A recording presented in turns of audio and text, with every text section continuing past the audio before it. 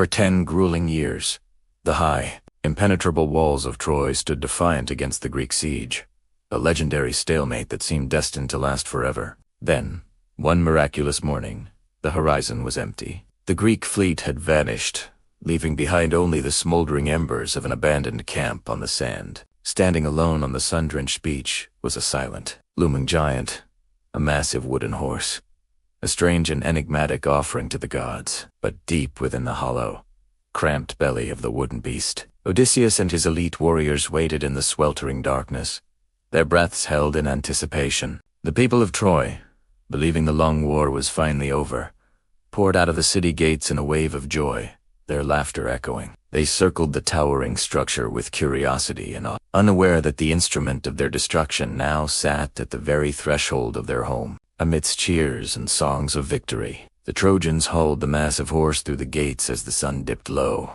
casting long shadows across the city. That night, the city of Troy celebrated as it never had before. Wine flowed like water, and the weary defenders surrendered to a triumphant sleep.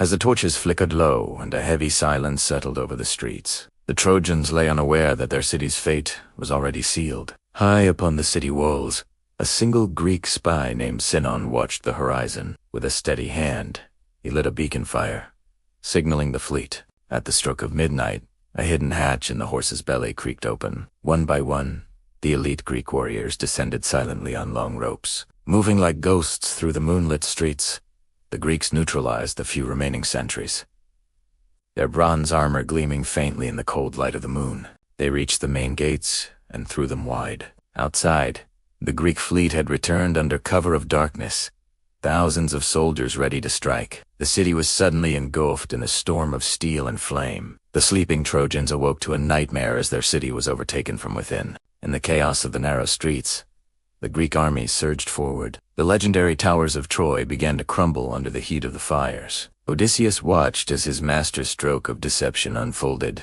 The cleverest mind in all of Greece had finally achieved what 10 years of force could not. By the time the sun began to rise, the once proud city of Troy was nothing but a funeral pyre, its smoke reaching toward a cold sky. On the beach where the war began, a discarded Trojan helmet lies half buried in the sand, a silent witness to a kingdom's tragic fall. The story of the Trojan horse remains history's greatest lesson in vigilance. Even today, we are warned to beware of those bearing gifts.